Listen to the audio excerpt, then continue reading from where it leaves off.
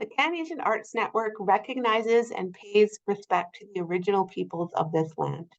For time immemorial, Indigenous people have cared for and stewarded the lands known to many as Canada, so that each of us today can benefit from the gifts that the land provides.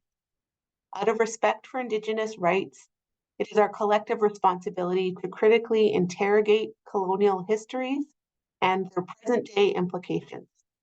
We therefore work from a perspective of honoring, protecting, and sustaining the land and the people who were here first on this territory to move beyond acknowledgement into the doing.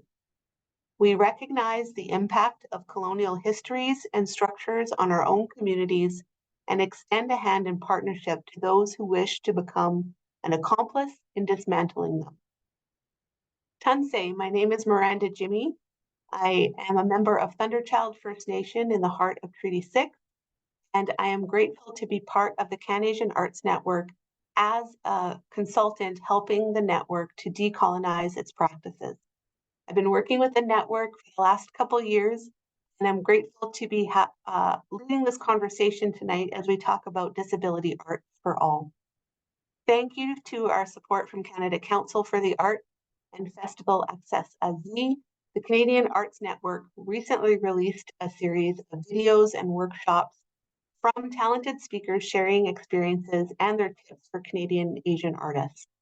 We're producing this because of their support in service to you to bring together arts leaders and share their learning and ideas. Make sure you sign up at canasianarts.com to get links to all of the content. For the roundtable tonight, I'm honored to welcome Jung Suk, or JS, who is the founding president and CEO of the National Access Arts Center. After successfully leading the merger of 3 Calgary-based disability arts organizations, and now under his leadership has become the largest disability arts network or arts organization in Canada. Prior to joining the National Access Arts Center, JS has been involved in a variety of things, and our paths crossed about 10 plus years ago by chance at a community event, and our paths have crossed a few different times, and I'm grateful that that relationship has fostered his presence here tonight. So we're going to hear kind of what's going to happen tonight is we're going to hear from JS on his perspectives on disability arts through his work with the National Access Arts Center. Then we'll turn it over to you, the audience, to ask JS anything you want to know about his work and how it might relate to the work that you're creating or want to create in your own place. For this format, it will be a webinar format on Zoom, which means you need to put your questions into the chat or use the Q&A feature, and we'll try to get to as many as we can at the end. We've also had some questions submitted ahead of time on our social media channels, and I'll help to moderate those questions after we hear from JS. This conversation tonight is being recorded and will be available on the Can-Asian Arts Network YouTube channel in the coming days, where all of our videos are posted. With that, JS, I will turn things over to you. Wonderful. Thanks, Miranda. And yes, it has been 10 plus years. Time certainly has stopped for you, but it hasn't for me. Funny how that works. But it's really good to see you again, albeit virtually. Firstly, greetings from Ottawa, where I'm attending the inaugural Canadian Caregiving Summit. So I want to just do my own land acknowledgement. I recognize that I'm currently on unceded Anishinaabe Algonquin territory. The peoples of the Anishinaabe Algonquin Nation have lived on this territory for millennia. Their culture and presence have nurtured and continue to nurture this land. I wish to take this opportunity to honor all First Nations, Inuit, and Métis peoples and their valuable past and present contributions to this land. I kind of got the wrong message when I was invited to speak. So my presentation will be much more focused on my role as the leader of this organization. But of course, I welcome any questions now and into the future around engaging with the disability community whether that's through the National Access Arts Center or wherever our audience may be active in their practice. This Ask Me Anything session actually comes at an interesting time for me personally. Late last week, I announced my plans to step down from my role as president and CEO of the National Access Arts Center, a role that I've held for more than 6.5 years. Though I can't share where I'm going just yet, I can disclose that it will actually not be in the art sector. So for what it's worth, it means that I can be slightly more frank and transparent about my experiences as a Korean Canadian, as an arts administrator, and one that has worked to uplift a traditionally marginalized community in the arts. Am I going okay? Please give me an angry face, interpreters, if I'm speaking too fast. I think I'm okay. I'm just going to share my screen, so just give me 1 second.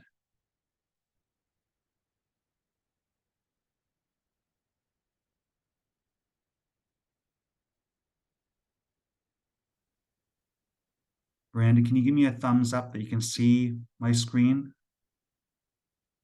All right. Oops. So before I dive into my own story, I just wanted to take this moment to commend all the individuals that are behind the Can-Asian Arts Network. Congratulations for all that you're doing to showcase and uplift the voices of Asian Canadians in the arts. Quite often, I talk about how so many Asian Canadians are actually driving the creation and proliferation of artistic content across our vast country. Now, this may be just a small, slightly jaded perspective, but I want you to take a look at this image. This is a photo of the Royal Conservatory of Music's recent graduates. So when we think about representation in the arts, particularly from the Asian Canadian community, we actually see it in spades, particularly amongst artists and content creators. Yet, we don't see this represented in the leadership of our art sector. Earlier this year, the National Access Arts Center became the first disability-centered arts company to become an official delegate of the Canadian Arts Summit, an annual gathering of Canada's largest arts organizations. If my memory serves me correctly, I may have been the only Asian Canadian leader of a so-called large arts organization, though I was proud to see my friend Patty Pond from Calgary Arts Development represent our community as a panelist. All of this to say, your work matters, because I'm not sure about you, but I don't want to continue to see old white men continue to take the reins of our art sector when we all know, that the sector would crumble if it weren't for the tremendous artistic talent of Asian Canadians from coast to coast to coast. So I just want to start off with a quick video about the NaAC that we just released quite recently that gives you a bit of an overview of who we are as an organization. Miranda, if you can give me a thumbs up that you're hearing the sound when it plays, that'd be great. The National Access Arts Center is headquartered, proudly so, right here in Calgary. You heard me right, it's not in Toronto, Vancouver, or Ottawa, but it's in this great city where we're actively showcasing and supporting a growing community of more than 350 Canadian artists living with disabilities. Name one Calgary-based arts organization that's been as globally active as we've been, showcasing our artists or their works in more than 12 regions in 7 different countries on 3 different continents in the past 5 years. Our professional dance ensemble continues to produce some of the most riveting, groundbreaking works that will soon grace the stages of performing arts halls and festivals across the country and around the world. And our community continues to share the most intimate stories and perspectives through some of the most innovative classical and digital music compositions. All the while, we're connecting our artist community to more than $1 million in artist fees and commissioning opportunities, positioning artists with disabilities at the heart of our growing creative economy. I invite you to learn more about the National Access Arts Center and how we, here in Calgary, are shaking up Canada's arts and culture scene.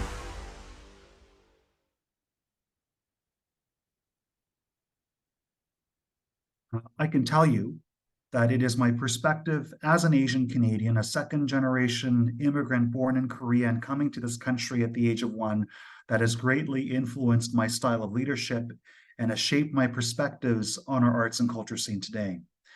And perhaps one of the biggest traits that I bring to the table as an arts administrator is one that I inherit directly from my parents. And those of you who also have parents like mine, I have that innate tendency to speak without a filter and to say things the way that I see them. It is this particular trait that has pushed the organization that I've had the great fortune of leading into a completely different trajectory when I first joined as its executive director in 2017. Prior to joining what was then known as the Indefinite Arts Society, I had been working at the Banff Centre as its Director of External and Community Relations. And to be honest, that experience was both tremendously exciting and dull at the same time. An institution founded to advance the best and brightest artists from around the world, I also saw an organization that was veering away from its core intent, distracted by its conference and hotel business and drawn to the bizarre magnetism of Canada's most powerful businesses and individuals. So when I got a call from a headhunter asking if I'd consider leading this organization that I'd never heard of before, I immediately jumped at the opportunity without understanding the full gravity of what I was getting myself into. An organization that supported people with disabilities to do art. Given that I'd previously worked for a disability organization, this opportunity felt like it would be an absolute cakewalk. In June 2017, I became the third executive director of this organization that was founded in 1975. So many questions, even with that statement alone, like, really? This group was founded almost 50 years ago. Why haven't any of us heard of it? And how does that happen? Only 2 leaders in the course of its 45+ year history. Is that even normal? But when you take on this role, and at the time I was only 32, you approach it with a sense of youthful naivete. I had some bold ideas that I wanted to execute.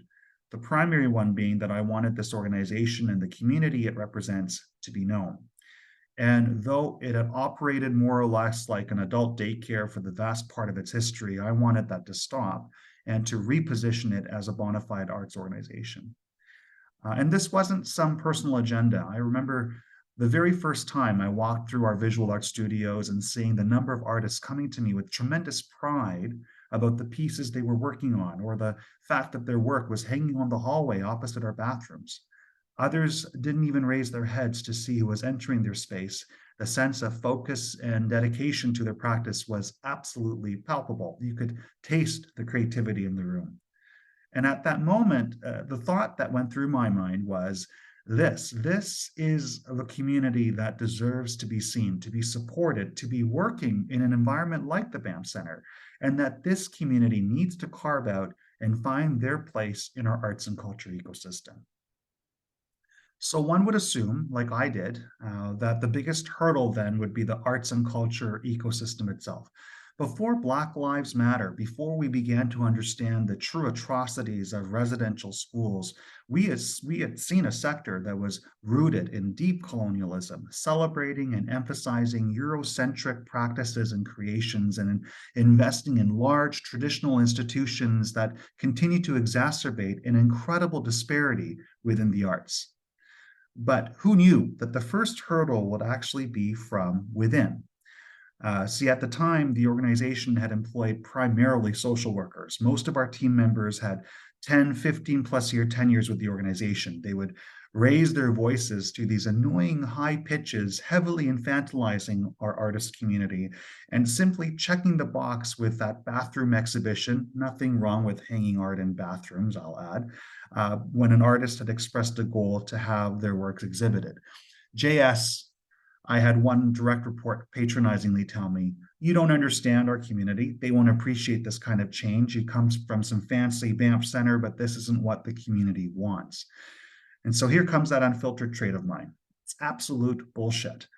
Instinctively, I knew that we had to do more because we had a community that wanted more and an audience that I knew would absolutely gravitate towards their creativity.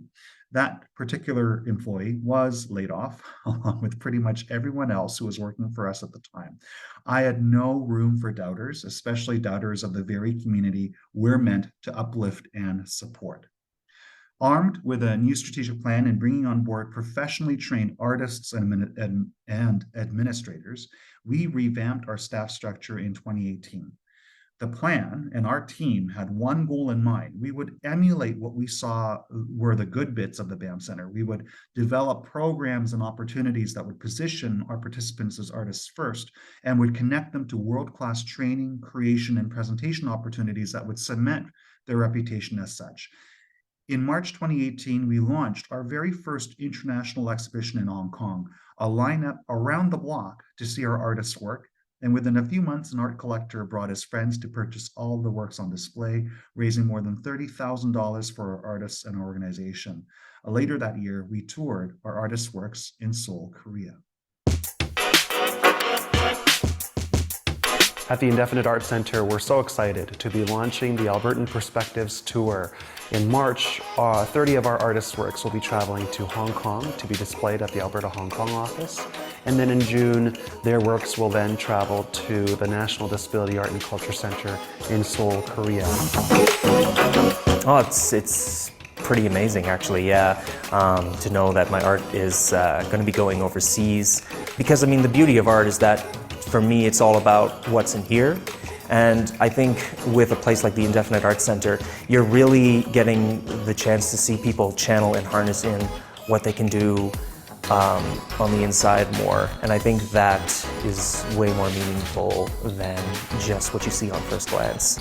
I just feel like I'm at home there. I've challenged myself through the art program, and the stuff that I'm doing now is just, wow. From day one to now is just like, really, Jamie, you can do that? Like,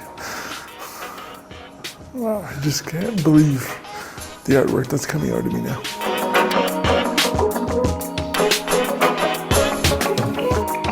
I enjoy it, and I have fun and accept myself for who I am. I'm a unique artist that create different things.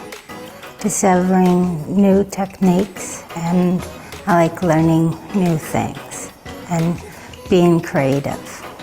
Our artists are so excited to have their works be displayed for the first time overseas in East Asia, and for new audience members to be able to see and be excited by their creativity. I'm an artist. I'm an artist. I'm an artist. I'm an artist in Definite Arts. I'm an artist at Definite Arts Centre. Dorothy. 감사합니다. 감사합니다. Sorry. That's good. Okay, perfect.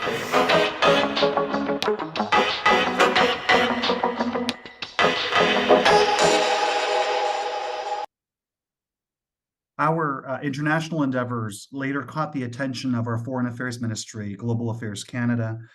Later that year, in 2019, we launched a long-standing partnership with this ministry with a commitment to showcase our artists and their works in areas where there would be alignment with our country's cultural diplomacy strategy. Since then, we've engaged in cultural projects in more than 12 regions, in 7 countries, and on 3 different continents in just the past 5 years, becoming one of the most globally active cultural organizations in Canada, certainly the most active in Calgary and Alberta. At the same time, we continue to invest heavily in our programs, launching new projects and artist residencies in partnership with arts organizations across the country, ensuring that our artists, if so willing, would be able to further advance their practice through these opportunities. In 2021, we announced the very first major partnership between the federal government and a disability-centered arts company, whereby 13 of our artists' works were acquired to be a part of Canada's permanent visual arts collection. During this time, as we became more prominent around these local and international engagements, the Indefinite Arts Centre doubled its revenues from $750,000 to $1.5 million, and went from 1 full-time and 5 part-time staff to a contingent of approximately 11 full-time staff members. The acquisition of artworks by Global Affairs Canada represents a monumental shift in the attitudes that we have about artwork by artists with disabilities. The National Access Arts Centre has been busy raising its international profile with projects in places like Seoul, Hong Kong, Dubai, and Guadalajara. These projects have often been funded by Global Affairs, as there's natural synergies between our exhibition strategy and their cultural diplomacy strategy. Global Affairs has an incredible collection of important Canadian artworks.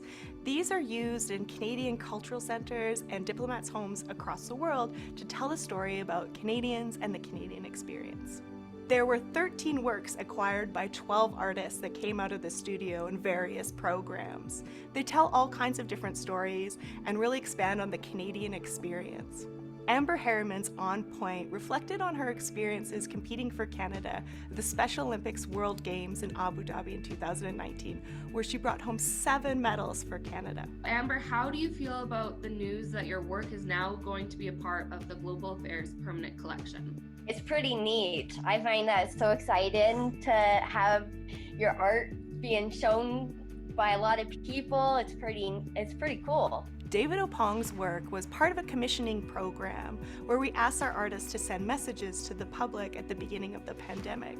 His work, Resiliency in Coronavirus, is a message that he wants to share with people about how we get through the pandemic. How do you feel about this news that your work is now part of the Global Affairs Permanent Collection? And I feel overjoyed, and I feel like bringing people around me to support me. That's what I feel. Gwen Howell's Caribou and Mark Brickman and Mac Wiggum's Sea Jam Blues came out of a program with the National Music Centre where artists visualize important Canadian music. Kathy M. Austin, Sean Johnson, and Brian Enos's work reflect on the beauty of living in the Canadian landscape. And for Robert Panich, he reflects on living through the BC forest fires. Rhonda Katouche, Susie Meredith, and Jennifer Parker's work reflect on the joy of social interactions and feeling a sense of belonging. We're incredibly proud of our artists, that their artwork will go on to tell the story of Canadians and the Canadian experience around the world.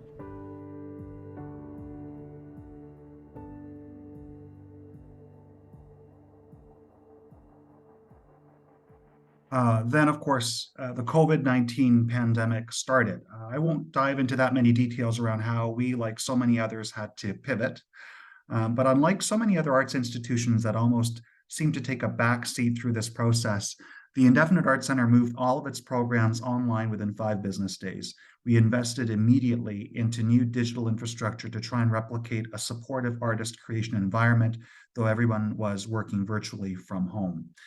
But the pandemic did begin to significantly affect much smaller arts organizations, particularly those that had to rely significantly on gaming revenues at a time when casinos were shut down and that revenue stream was on hold indefinitely.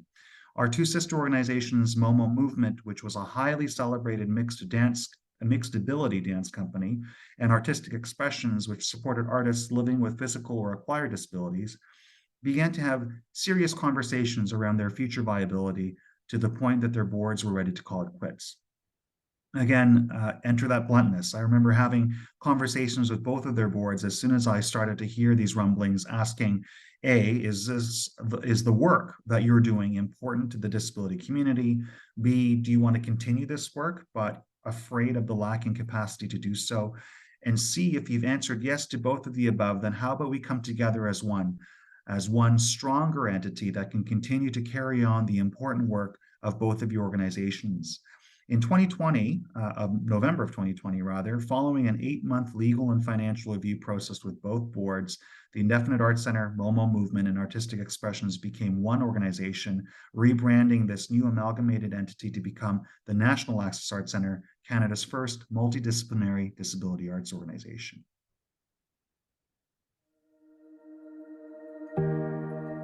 The arts. It can sometimes seem so frilly. Men, women in turtlenecks, thick-rimmed glasses, pontificating, navel-gazing, so status quo. We're different, not because others say so, but because we choose to stand out and be seen.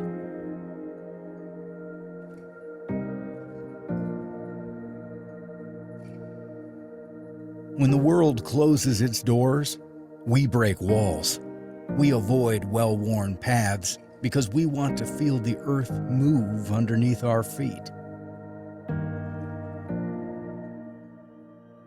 We are reborn to make Calgary the national capital of our movement to make arts accessible for all, to join and to lead the fight for equity and inclusion in what is so often a closed world.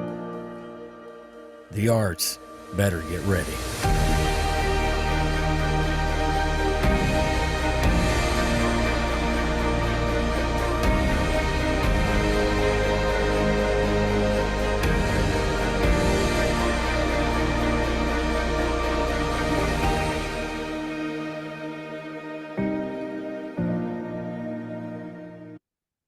In November of 2021, the NaAC signed its first multi-year sponsorship deal with the TD Ready commitment.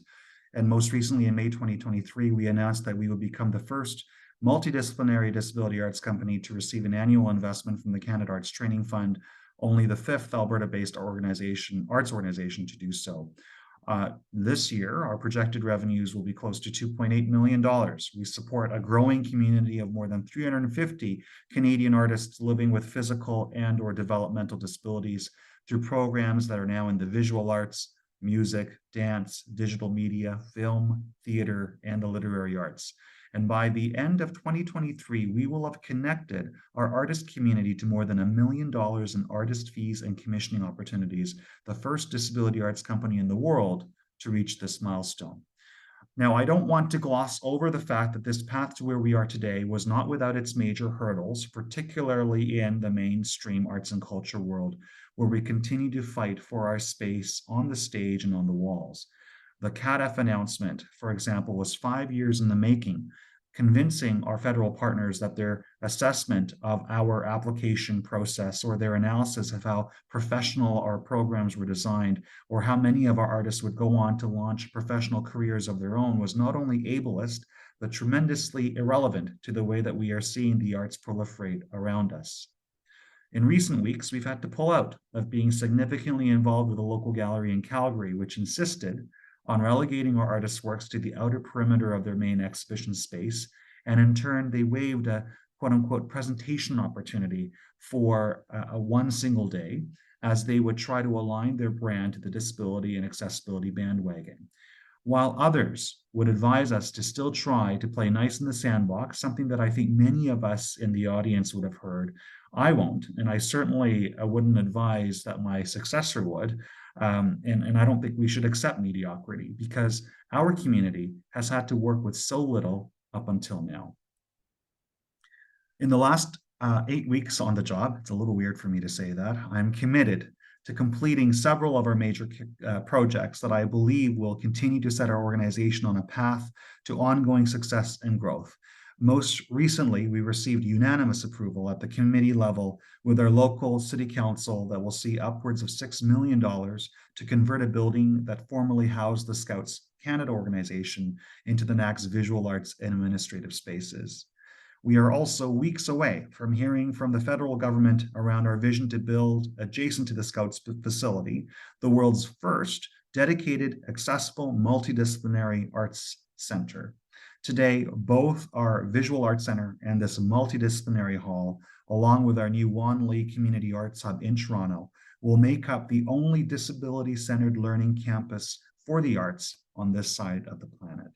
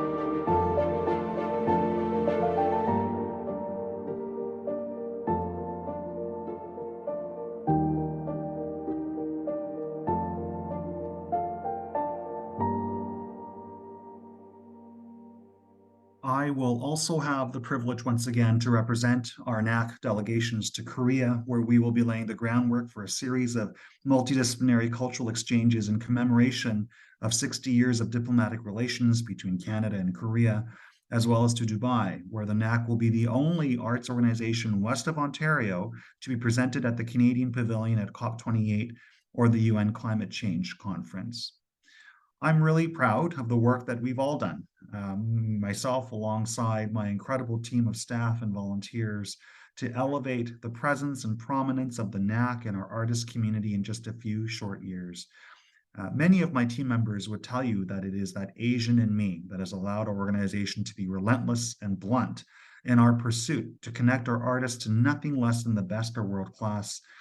And I can confidently say that it is indeed my unique perspective as an immigrant, as a marginalized voice, that often makes me very passionate about the approaches I take in the work that I do. So before I pass it back, I'd like to share one additional quick video so that you can hear directly from one of our artists the impact of our NaAC programs on their own practice and livelihood.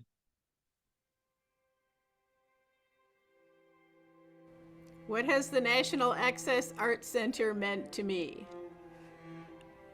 Well, recently, the opportunities at the NaAC have changed my life, because since the commission for the painting that I did for the dance film, I'm getting paid, and it's making a huge difference in my life. After a lifetime of people expecting me to do my work for free, it's very rewarding. It feels very respectful. I don't have other ways to make money or receive money, so it's very important.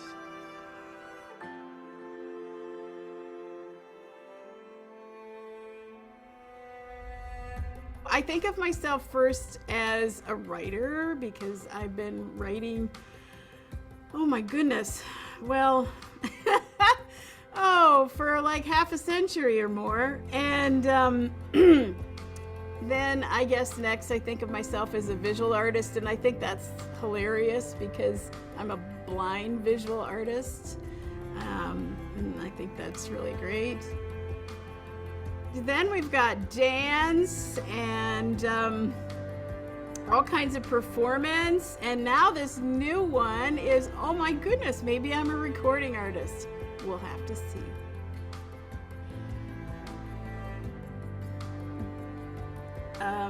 Despite disabilities, or maybe because of disabilities, that people with disabilities can do amazing things.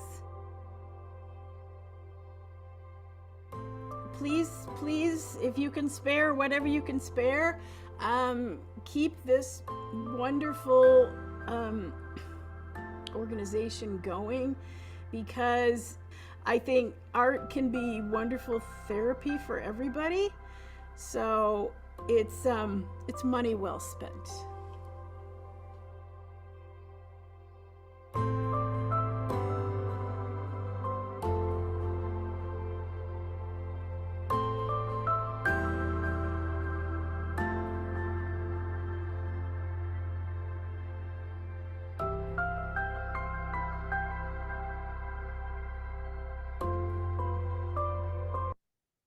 Well, that's it for me. Thank you very much for taking the time to learn a little bit about my own journey leading the NaAC, and I look very much forward to our discussions for the rest of the evening. Thanks very much.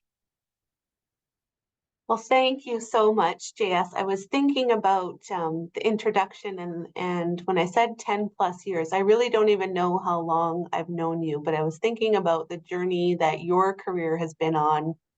You've run political campaigns, you've done communications, internal, external, government relations for medical organizations, disability organizations, arts organizations, and now all of those things have culminated in this job and the lenses that you bring to it. So I'm grateful that our paths have crossed. I'm grateful that you've joined us tonight to share your journey and what you've learned along the way. So the goal of tonight is Ask Me Anything. So you are an arts leader that comes with this journey of experience and knowledge in the creation of really a new organization that filled a gap in the arts sphere in Canada.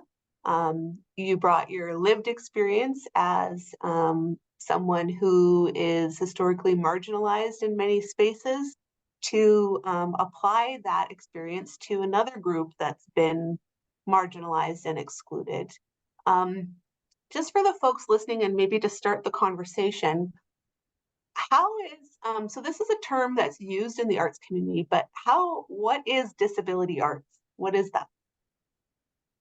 I think it's such a loaded question. And it's loaded for us in particular because the vast majority of the artists that we support at the NaAC are actually would be diagnosed with a neurodevelopmental disability or a cognitive disability.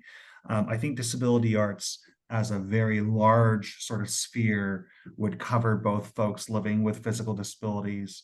Neurodiversity is also a term that we're using a lot more so now, but that either can be similar or the same as, but also can be interpreted differently than somebody with a neurodevelopmental or cognitive disability. Then we also have the mad arts, and then there's also deaf arts as well. And so it really depends on who you're talking to.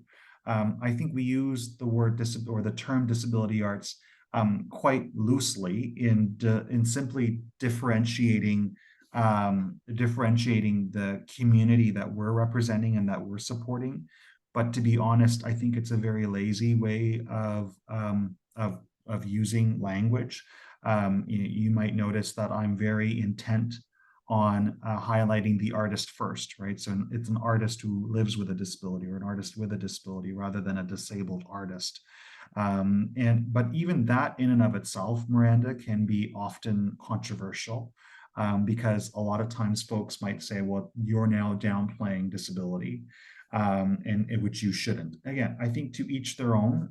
We as an organization, even just in terms of how we operate, really think of our community as a community of artists first, and that the kinds of support that we provide or that we connect our artists to, they take into consideration that many of our artists either learn differently or engage in their artistic practice differently, and that we need to provide the right kinds of equitable accommodations for our artists to be able to achieve their creative vision. So that's a long-winded way of saying there's no real definitive answer, at least from my perspective. Yeah, you can probably ask, there's a ton of thought leaders and academics that have a very specific term and a very specific definition to that term, but we use it fairly liberally and loosely. Okay. I have a couple more questions for JS, and some questions have come in ahead of time, but I just want to remind those participants that are attending tonight, if you have questions for JS, things you're wondering about, put them in the chat and the Q&A function, and we'll try to get to as many as we can. Just in follow-up to that question, I think it's really interesting, the labels conversation, because we've had that as well with even the Can Asian Arts Network, of putting that identifier attached to a profession or a practice, which leads to opportunities for like-minded people or similar experiences to come together and feel like they're connected, but also can lead to assumptions about what that means based on who hears that. And that idea of putting that label on comes with positives and negatives for the labeler and the reading of the label. So what is an assumption that is made by maybe outsiders? Maybe you were in this position too as someone who didn't know the organization when you were curious about leading it. So what are some assumptions that folks might have around disability arts that could be demystified if they're new to understanding or learning about disability arts? I think that's a great question, and you're right. There's a lot of what's the word? Weight around how one uses those labels, and for us as an organization that again really tries to highlight the value of our community as artists first. Absolutely, we have to almost shovel our way through a lot of the misconceptions and the often, I would say, bigoted sort of assumptions that people make about the disability community. Notably, that because the journey that they walk isn't the same journey that perhaps a more conventional or mainstream or non-disabled artist hasn't walked, that almost devalues their position as an artist would be one major sort of misconception. Or that, the work that they are doing, because it's not bound by any kind of prescriptive training model, that the works that they are creating are the result of somebody engaging in a hobby versus actually engaging in a very thoughtful artistic process. And I think perhaps more startlingly, I think as a community that we are working from a scenario where we think that a marker of success for the disability community is if they end up flipping burgers at McDonald's. Nothing wrong with that job, but I'm just saying there's more aspiration that should be driving what we are imagining the future to be for somebody living with a disability. And so when I suddenly come to either whether that's an arts organization or an arts administrator working in the mainstream, or even an artist, and go, guess what? We're part of an organization that wants to create a movement to position people living with disabilities as bona fide artists. It either blows their mind or they simply shrug it off as either being irrelevant or impossible. So those are, yes, some of the major barriers of thought that we have to fight through. Thank you for sharing that. I see someone in the audience. Judy, you were raising your hand. Did you, I'll allow you to ask your question, or, okay, there you go. Hi, Judy. What a great photo. Hi. Here. Oh, I don't even know what I look like. I don't even know my photos on there. Sorry. So my question is for everybody, and you as well, Jung. So I am seeking grant writers, and I'm wondering if there is, if you could give me, or if you know any grant writers, because I've been finding a lot of people are very dishonest, and once they find out I have a disability, I find the people are doing the least for the money that the art council is willing to pay. So I'm just trying to basically find, like, is there like a database of grant writers for BIPOCs, disabled BIPOCs, that we can trust? Because I find that when there's money involved, the people will do the least, the least. Like, they wouldn't even explain to me what they could do instead of just writing the grant. Like, they could do budget and all that stuff. Like, I found this out through other people. So that's my question. Well, That's a barrier for sure. Like, absolutely, yeah. Like, I found, okay, that's great, BC Arts is going to pay for it, but the problem is finding honest folks that could do it, and also folks that work on a solidarity pace, because like this person that I hired is able-bodied and is not working in a very solidarity pace with me. So that's why I'm trying to find actually people that are disabled that are grant writers. So then maybe it's a lot better to work with. I mean, Judy, you're bringing forward a key barrier that affects many artists living with disabilities across the country, right? I mean, a lot of artists living with disabilities don't even attempt to go after grant funding because the process in and of itself is incredibly complicated, and of course, you know that there's a certain set of tricks to gaming the system, right? How do you use the right kind of language, and how do you position a particular application and say it in a certain way that triggers the interest of the jury looking at that particular grant? Judy, I think one of the things that I'd encourage you to do is perhaps reach out to your local disability arts organization. Like if you're in Vancouver, for example, Kickstart Art and Disability might have some additional resources for you, or may have some ideas around how they might be able to support you. In the case of the NaAC, we do actually do a lot of the grant writing support in tandem with our artist community. Like I said, because 90% of our artists would have neurodevelopmental disabilities. A lot of our artists are non-writers or are non-verbal. And so to be able to provide them with that support is a big part of what we do. But your local disability arts organization might have some better ideas around how to support you. And if you would like, please reach out to me. I'll put my email in a chat, and I can help connect you with some folks in BC if that's where you're based. Just to follow up on Judy's question, I think this is a challenge for many artists who want to focus on their creative practice and not necessarily the arts administration, which is a different skill set. But I think, and I've experienced this working in Indigenous arts, is that you need to trust the person that you're trusting to represent you well, represent your ideas, your process, your concept in a way that is communicated well.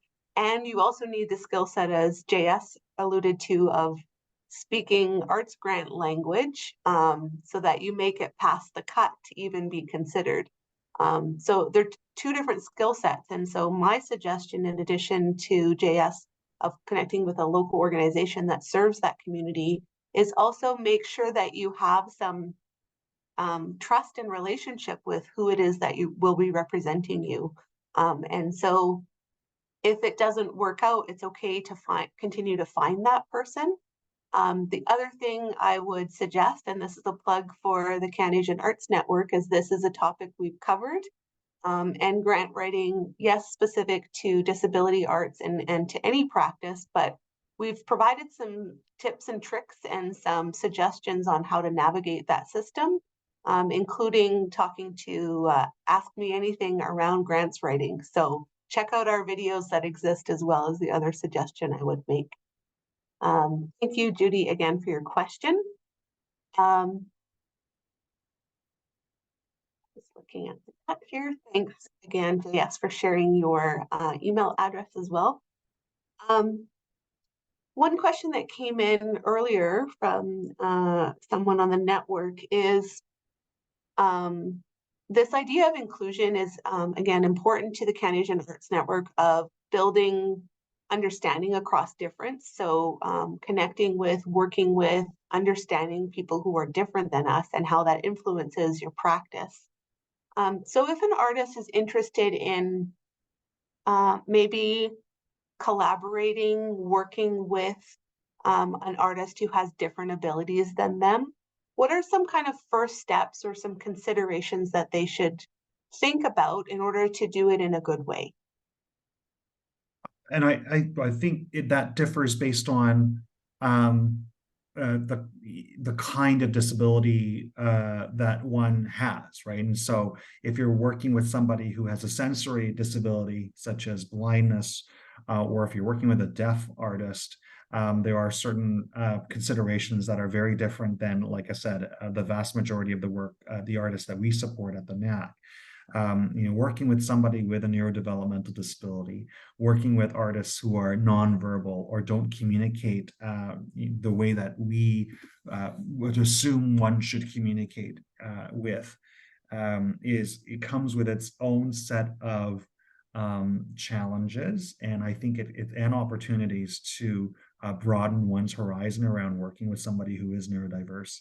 I think that's the biggest thing, and we get requests from arts organizations, like I said, this gallery in Calgary that wanted to showcase our artists' works, the very first mistake that one often makes is when they begin to go down this rabbit hole in assuming that the person that they're working with is a lesser artist, or that they are not an artist, or that this is an opportunity for them, right? The number of times, and it was so funny, before I joined, and I don't take credit for this, I actually credit Carly Mortimer, who was on one of those videos where we started paying our artists artist fees, and we started demanding that from the galleries and the exhibition spaces that we were exhibiting our artists' works.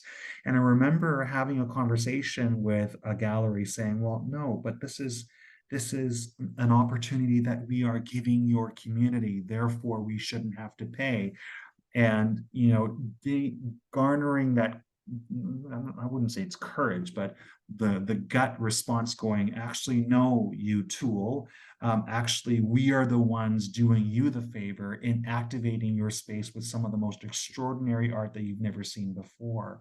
And so I think it's the same, you know, for any artist who's listening, or an arts organization that you're working for, do absolutely. The biggest hurdle right now is that our artists are not being able to generate the right opportunities to have their works be seen and celebrated, particularly in Canada. We actually do really well on the international stage, but it's just within this country where we're having such a hard time. So do partner with us. But the first thing is always remember, unless they proclaim otherwise, for the most part, they will be your contemporary, they will be your peer.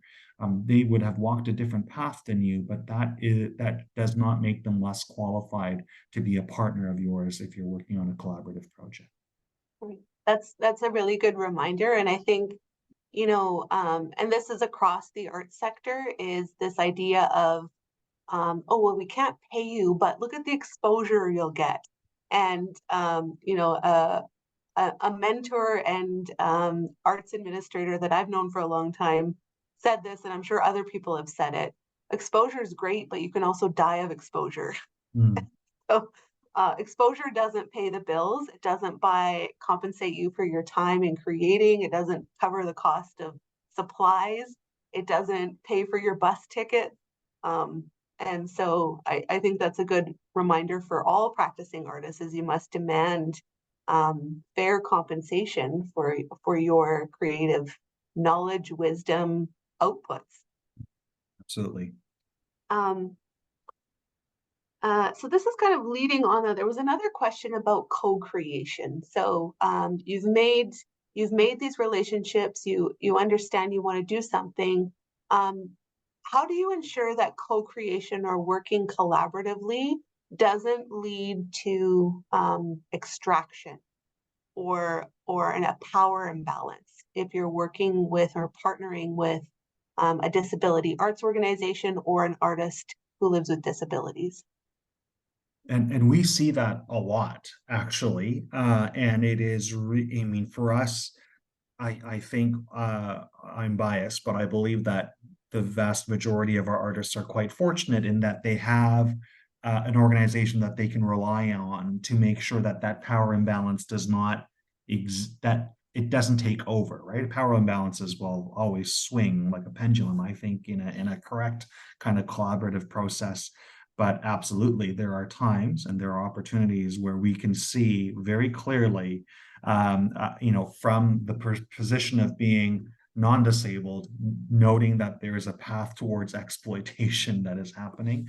And that is where I think the role of disability-centered arts organizations is very important. Like I shared with Judy, I think both artists living with disabilities, as well as those who wish to engage in a co-creation opportunity with an artist with a disability, should leverage their local expertise. You know, there are disability arts companies across this country. And I think we're not at a state yet. We don't have that level of sensitivity, I don't think, for those kinds of processes to happen solely on their own. I do think we need to take advantage of that kind of expertise. The other thing that I think we can suggest, although this is also never guaranteed, but caregivers are also meant to be powerful advocates on behalf of individuals with disabilities. although we ourselves at the NaAC have seen instances where the caregivers are often also the ones perpetuating that exploitative process. So I think just be, I think one of the great things about the arts community, this is different than the arts sector, right? I think the arts sector is full of horrible problems that hopefully groups like the Can-Asian Art Network can work together to revolt and tear down. But the artist community, I mean, we see some of the most incredibly generous, intentional, wise artists that come out of the woodwork to engage in conversations with our artist community, and absolutely without even any sort of coaching or mentoring or guidance, see and acknowledge our artist community as their peers. So I haven't seen this as an issue amongst artists. I have seen this as an issue with arts organizations. Okay, that's good to know. Thinking about your career in arts administration and the various paths and experiences you've had, I'm curious, looking back, if you've seen granting bodies, I guess, come along on this journey of accessibility, and what are some of the changes that you've seen that make the granting process more accessible for artists? Or not. I think when it comes to individuals with physical disabilities or sensory disabilities and those who are deaf or hard of hearing, there has been a lot of progress made in terms of the basic functional accessibility of one's ability to access a database or to go onto a portal and actually draft and develop an application. And we've seen the rise in technology where, I think, Miranda, you and I may have met when I worked at the CNIV. I mean, your phone is probably one of the most accessible pieces of technology ever made now. And so I think that has helped raise the bar of accessibility for those living with physical disabilities. We have a long ways to go in terms of supporting those with neurodevelopmental disabilities. I don't think anybody's in any country, in any part around the world, has actually cracked the code around how to make a fully accessible sort of a platform for artists living with neurodevelopmental disabilities. But again, what we have found ourselves doing is we become sort of the custodian of that process. I don't think that's right. I don't think that's ideal, but it is the best that we can do, is to intervene, represent our artists' best interest, kind of like being their agent in making some of those opportunities happen for our artist community. So I think we have a long ways to go. Again, what do you do when you're an artist who's nonverbal or doesn't know how to write or doesn't work with a computer, right? But that they have such extraordinary creativity to share, and that they should actually be among the many recipients of the grants that are out there to further their practice. But there's a huge deficit there. And so I think that it's something that we continue to advocate on so many levels that has to change. But I don't think there's a solution that we've uncovered just yet. Okay, that's that actually leads into the last question that was submitted, was around allyship. So if you are an artist who does not have a disability, what can you do as an ally to disability arts? What are some things?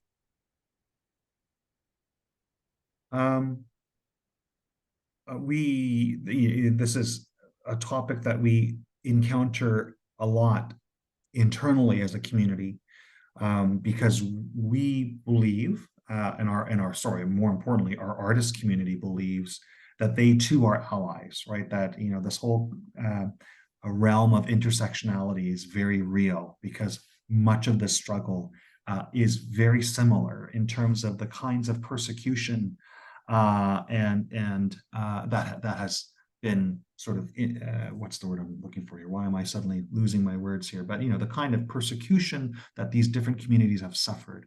As an example, in Alberta, the last case of forced sterilization for people living with developmental disabilities happened in the early 1970s, right? I mean, this is a part of of our history. This is part of Canadian history. Yes, there are atrocities that absolutely intersect across multiple marginalized groups. And so one of the things that I just wanted to say before I really answer your question is our community has started to do a lot of this work around what it means for somebody living with a developmental disability to understand what their role is in the truth and reconciliation process, right? And how do they begin to interpret and absorb, digest this information, the truth, and then how do they, in their own practice as settlers, engage in the reconciliation process? The same goes for queer culture, right? How do artists understand the struggle, the extraordinary creativity, the opportunity, the challenge, all those different layers when it comes to the queer community across the country? And so these are topics that our artist community is embracing as allies. I think, so I'm saying that by suggesting that don't think of the disability community as having better or worse sort of experiences. In many cases, it's the same, right? It's the same kind of marginalization. Statistically, 1 in 5 Canadians identify as having a disability. Statistically, we are incredibly underrepresented. That is the same for racialized minorities. That is the same for queer, LGBTQS plus artists. It's the same, Indigenous artists, right? We see it. So I think being an ally means to embrace that intersectionality, embrace the fact that your struggle is their struggle, and that the more that we can come together, and this sounds so, I don't know what the right word is, it sounds so cliche, but it has to happen, right? Our marginalized communities must come together, right? Let's not kid ourselves, there is a white hierarchy in the arts. It's you just see it. Go open up the CEOs. I mean, always Lightwalla from Ryerson did a column in the Globe and Mail about how the largest arts organizations, 95% of their senior leadership and their board is white. Our country is not 95% white. So there has to be an alliance of marginalized voices coming together, because the sum of our parts can absolutely overwhelm the system and create the change that we need to see. Absolutely. When I think about the word decolonizing, and even in the lens of this project, the Canadian Arts Network, for me, I think society thinks of decolonizing or colonization as only impacting Indigenous people, and the work of decolonizing as an Indigenous problem. No. But in reality, colonization is the reason that we have a societal hierarchy of patriarchy, of Eurocentric worldviews, of Christianity, of all of these lenses that say there is, a ranking, and those who are below the highest rank should aspire and code themselves to be more like the top of the peer. And so that means that those principles of how we organize as a society continue to perpetuate those systems of oppression that impact everyone who is not male, pale, and stale. And so we have to think about ways that we can collaborate, understand our differences, but understand the opportunities for alliance, and burning it down to make sure that we're all represented in a good way. So I appreciate you saying that, because that's very much my approach. And I think the more we understand our similarities, the more we realize that we're impacted all by the same systems of oppression. Absolutely. Absolutely. That's bang on. So in follow-up to something you said earlier, questions come in. So you were talking about how the assumptions maybe or challenges around power imbalance come from organizations more than individual artists. So a question came in about, if someone is programming an, in quotes, accessible event, what are the baseline needs? So if someone is planning an event where they want to be inclusive to people of different abilities, what does that mean? And is there a standard of practice that should be followed? I would begin by saying that accessibility is an investment, and it's a very wise investment. Very rarely can you do accessibility for free. And oftentimes people think that, and I think that's a huge mistake. Bringing on board fantastic ASL interpreters, as an example, is an investment to make your event accessible. But I say that because most often there's legislation now and code in place where, arts organizations, their facilities have to meet certain standards of accessibility in terms of physical accessibility. So you have that covered. But there are a multitude of other things that can truly make your events accessible. I would recommend that organizations reach out to local accessibility coordinators to sort of hear their ideas around what accessibility means to them. I would also recommend there's a great resource at the Kennedy Center in Washington, D.C. called VSA, or Very Special Arts. And they actually have oodles of documents and resources, because in America, the Americans with Disabilities Act, ADA, that is, if you don't fully comply, you will be fined crazy amounts, right? There's so much teeth to that legislation. So every year, these organizations and the arts get together for a conference called LEAD, and they kind of look at each other's cheat sheets and they go, look, what have you done? What have you done to make it more accessible? I went to go see, and this is pretty typical now, but an artist, a visual arts show where, for example, the works are at eye level for a wheelchair user, for example, or for those who are visually impaired, that there are tactile elements that are embedded, right? And one of the greatest visual sort of tactile shows that I've seen was in the Louvre in Abu Dhabi. Right. So at every major gallery, they actually have a tactile exhibit that goes on with those works. So things like that, I think, would be incredibly helpful. But again, get a community together, right? You will have users, listen to them, and with the caveat that you won't get it 100% right. We don't even get 100% right. We will get feedback from different members of the disability community asking us to be better, and we take that feedback and we absolutely strive to do that. Yeah, that's great, and those resources are helpful. Maybe you can, if there's links, you can share those in the chat or share them with me, and we'll post them with the video. I just wanted to follow up on the question, or the fact that the question was written with accessibility in quotes, because for me, often when you say accessibility, it's very much about physical barriers or physical accessibility. And I'd rather think of it as inclusive accessibility, inclusive spaces, which think about more broadly, not is there a ramp or is there but is there signage that is clearly understood by maybe English as a second language visitors, or is there wayfinding that is understood? I've been learning, you worked with CNIB. I've heard also about colors, signage of colors, and how that's understood for different visual impairments.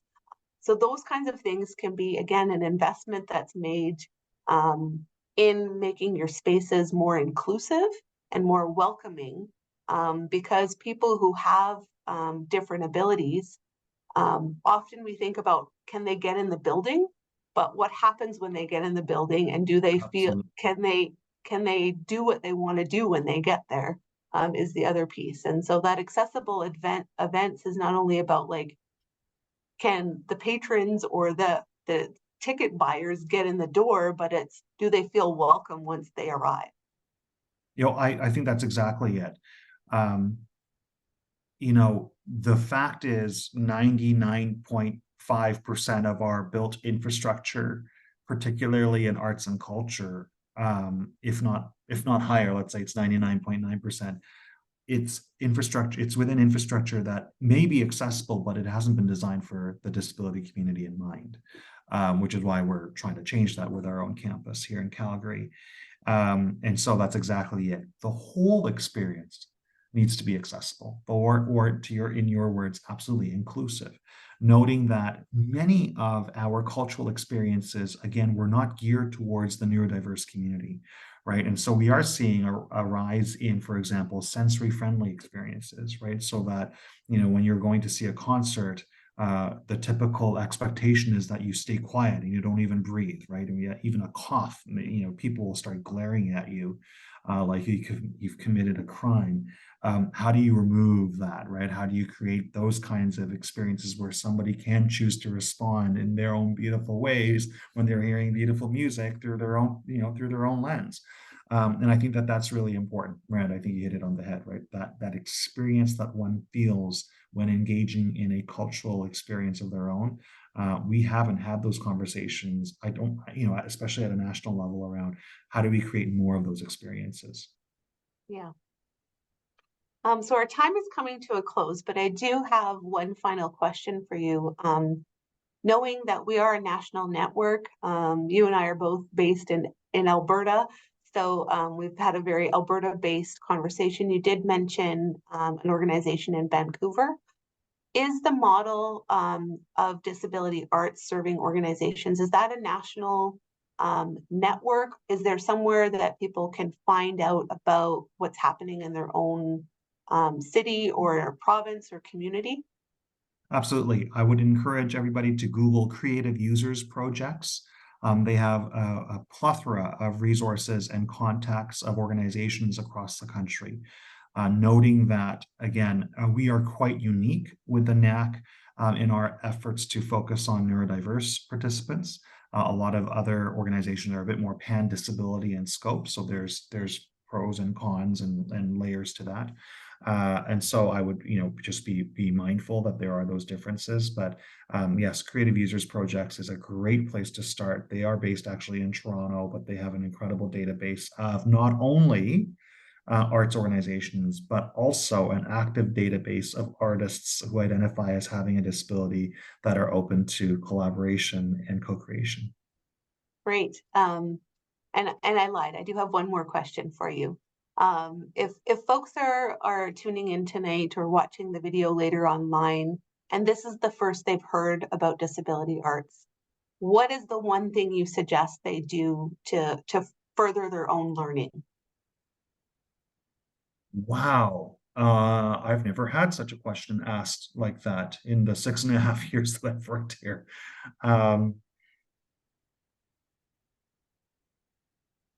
I think when you search with intent, you will find either online or in person somebody who identifies as having a disability that has an incredible amount of creativity. Whether they are applying that creativity as a practicing artist or as a hobby or at a recreational level, you will see it, especially if you're living in a larger city, larger than whatever, Red Deer. You'll see instances of that happening. I think the very first thing is for you to search that out locally, but also, Google the NaAC, Google other arts organizations that are not only here in Canada. A sister organization of ours called Creative Growth in Oakland, California, recently was featured in a full-page article in the New York Times because they had SF MoMA acquire, I believe it's more than 100 of their artists' works to be a part of its permanent collection. You will see instances of some of the most extraordinary art that you've seen in your lifetime. Open your mind, understand that this is a community that walks a different path, but their end game, for the most part, at least with the artists that we're supporting at the NaAC, is for them to be seen and recognized and be paid and be supported as bona fide artists. And so when you start down that path, I think it will lead one to some pretty enriching discoveries. Well, thank you so much, JS, for your time tonight, your wisdom. I'm grateful for every time we get to interact, even if there's years in between. And thank you to Brenda and Shelby, our ASL interpreters who joined us tonight. Thank you to our audience that asked some great questions and those who are going to tune in later to listen to this conversation and hopefully share it. We're grateful to have the support of Canada Council for the Arts and Festival accessArts to make the Pan-Asian Arts Network project possible. If you are an Asian Canadian artist looking for support, visibility, and community connection, we invite you to be a part of our network and join free at canasianarts.com. You can also follow us on all the social media platforms. As I mentioned, a copy of this conversation will be available soon on our YouTube channel, along with many other conversations and workshops we've been able to offer due to the wealth of knowledge that exists within the arts community. I hope you found this conversation helpful in your own journey and artistic practice. Thank you again for coming, and thank you, JS, for your knowledge. I hope our paths continue to cross, and watch out for JS and his next move in changing the world. So thank you again. Have a great evening. Bye, everybody.